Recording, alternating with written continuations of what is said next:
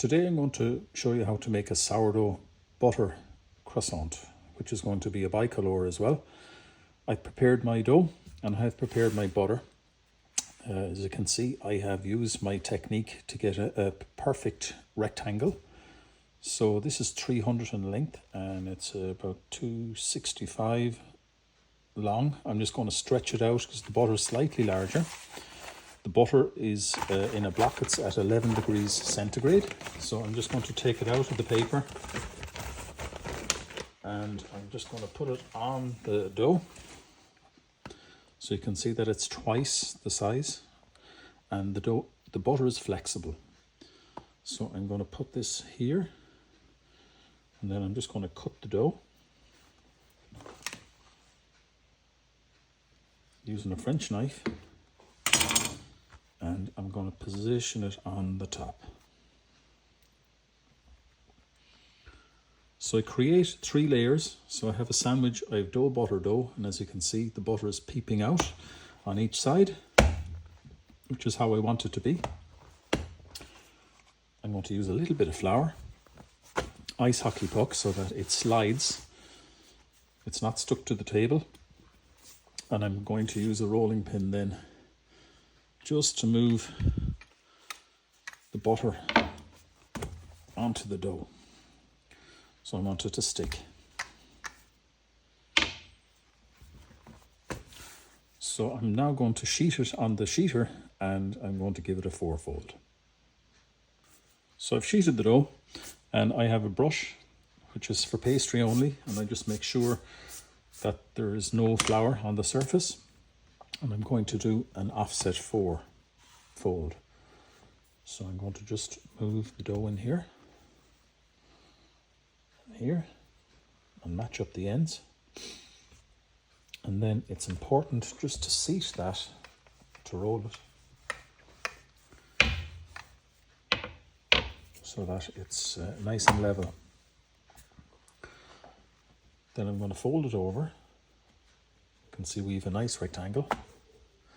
And then I just apply gentle pressure with the rolling pin on both sides to ensure that the layers are going to stick.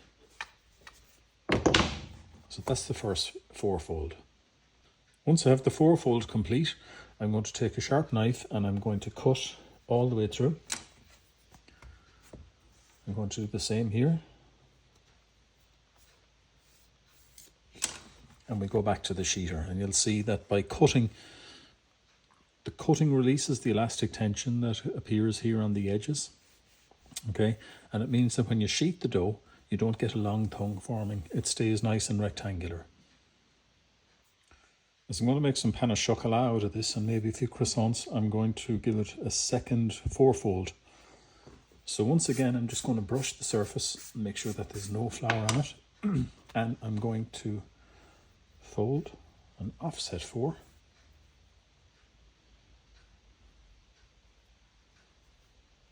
Okay, just going to seat that and make sure that it knits nicely together.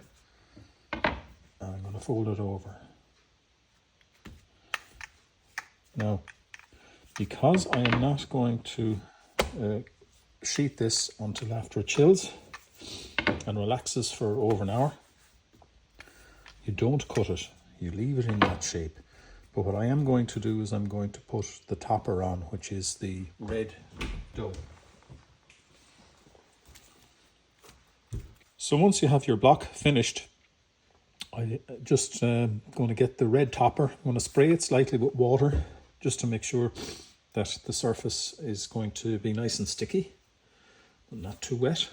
And I'm going to place the red dough over. So for the recipe, I used my standard recipe, 500 grams of flour, and I took 180 grams of the dough halfway through the mixing, and I used that then to colour the dough red. So I'm just putting a little bit of flour on it.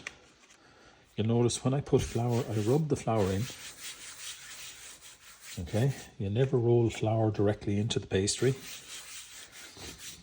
And just like before, I want to put a little bit of pressure so that the red dough will stick evenly to the white dough below. So that's the next stage. I'm going to chill this, wrap it in plastic, and I'm going to chill it in the freezer for 30 minutes. And then I'm going to allow it to recover for 60 minutes in the refrigerator. So this time lapse is important because what it does is it allows, number one, the gluten to relax. And number two, it allows the butter to come back up to temperature and it stays malleable. It doesn't freeze, so that when you're sheeting your dough, you don't get broken segments of butter in the pastry. So at this stage is quite important to care for your pastry. The last thing you want to do is for the dough or the pastry to skin. So to prevent it skinning, I'm going to wrap it in a heavy plastic. It's just a white plastic. So I'm going to tuck the ends in so that it's completely covered, so that when it's chilling, it's not going to skin at all.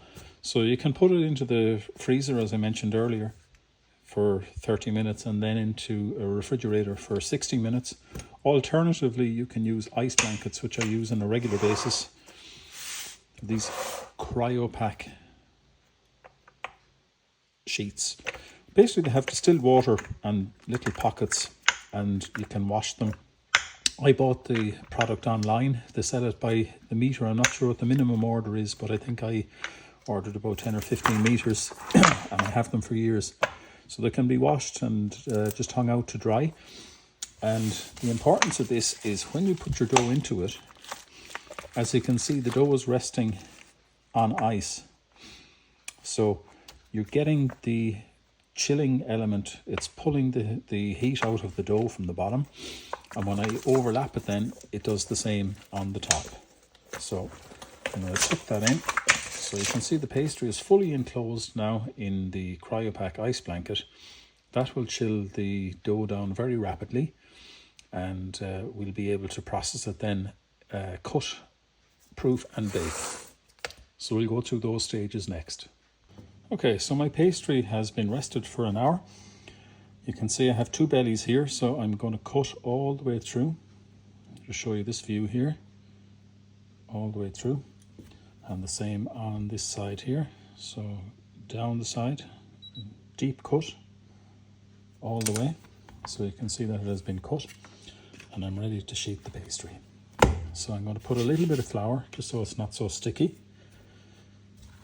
As I advised before, I rub the flour in, just checking what I call the ice hockey puck technique. A little bit of flour, just the tiniest amount so that the pastry isn't sticky.